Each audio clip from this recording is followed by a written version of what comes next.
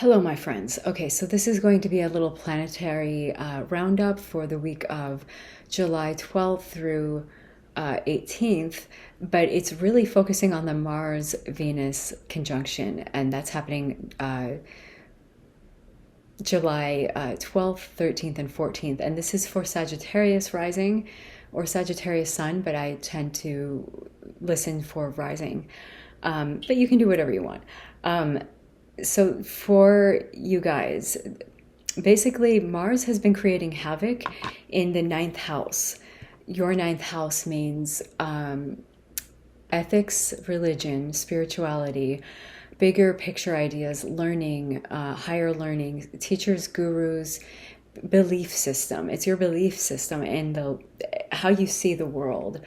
Mars has, since late June and then early July, has been going through and creating strife or havoc in that area, especially with regards to your opposite place of third house of day-to-day dealings, siblings, neighbors, things you do every day in your neighborhood, lower kind of level learning, and also your sixth house of healing, health, possibly animals or pets, people who work under you, or hard work service that you give that is not part of your job per se, but it's just hard work that you have to do in the world. So Mars going through that ninth place of belief system, religion, spirituality has been causing a little bit of stress, maybe a little or maybe a lot of stress in those realms. What is happening now is Venus went through to kind of clean up and help those areas, but now Mars and Venus are coming together to almost synthesize the opposites that they stand for. And Mars is the god of war, of strife, of separation, of will, of how I go out and get something, taking action. And Venus is the goddess of love, of beauty, of harmony, of things coming together, of pleasures in the world, possibly money. So those two are a lot of will and values synthesizing.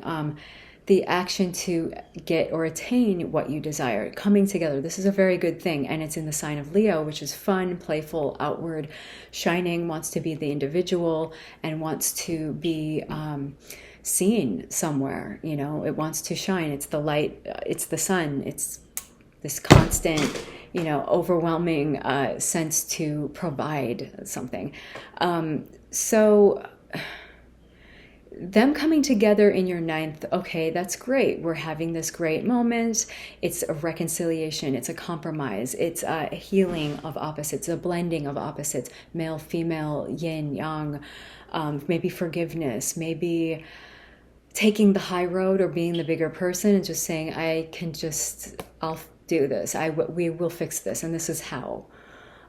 This is all good. And you could say, wow, that sounds really amazing. It is really amazing. But I think that there's a bigger situation here that's happening in the background, because I noticed that the Venus Mars conjunction happening over the next few days will be happening at 19 degrees, 43 minutes of Leo. And that is exactly sextile to the last eclipse that we had in Gemini. That was like the solar eclipse, June 10th, 19 degrees, I think 45 minutes or something of Gemini. So that's an exact sextile to the last big eclipse that we had. That's kind of important to me. Like, I look at that and I'm not going to overlook that. That's just, yes, it's a sextile and it's not, the biggest thing you've seen in the world.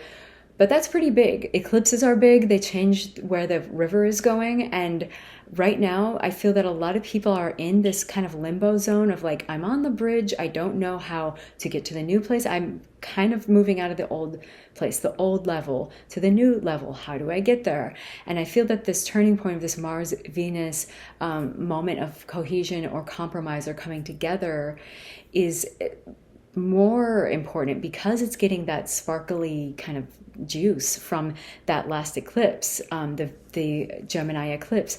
And the Gemini eclipse also is one of the last ones we're going to have in that series of Gemini Sagittarius that have been going on for the past year, which are very important, especially for you because you're a Sagittarius rising. So it's been happening. Those eclipses have been happening on your first house of sense of self, identity, your body, your appearance.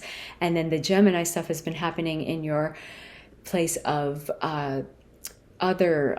relationship, of partner, one-to-one relationship. That's really big. So those eclipses are kind of fading now. They're going to be calming down and fading into the background as we start to get the new eclipses coming through Taurus, Scorpio. And those will be your house of health, healing, hard work, service, or possibly pets or subordinates, people who work under you. And then the 12th house of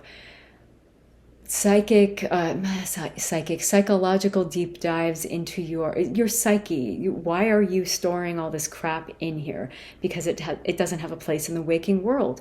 We put it in here to warehouse it away, but at sometimes we have to access it, or it's just coming out, which it might be the case because we're going to be having these eclipses coming through that are already enough. Eclipses, great. But that means that these will be sparking that ongoing Saturn-Uranus square, the third house of siblings, neighbors, what you do, your day-to-day life, day-to-day learning, basic learning, and the sixth house of healing, health, maybe hard work or service that you give to the world, pets or people underneath you in some way. So that square will continue from now till next year. But what will change are these eclipses starting November 18th. I think we're late November.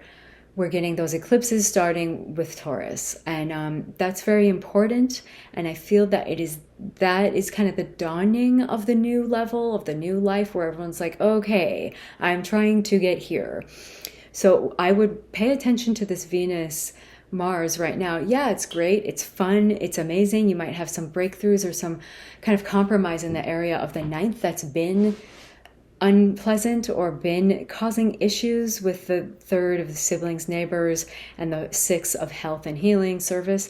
But bigger than that, I would pay attention to what happened in June 10th, 11th, when that eclipse was happening, because it's flavoring this. And then I would watch what happens August 10th, 11th, because that's when the sun will come through and hit this point again and add a little bit more juice to it, or a little bit more polishing of the key. We have a key now kind of turning the narrative, and I would pay attention to both of those end pieces kind of giving it some shine or flair or something else to round out the story here. So I think that is what I need to say. Let me just think. Yeah, that's it. So I will be back next week with more. Thank you.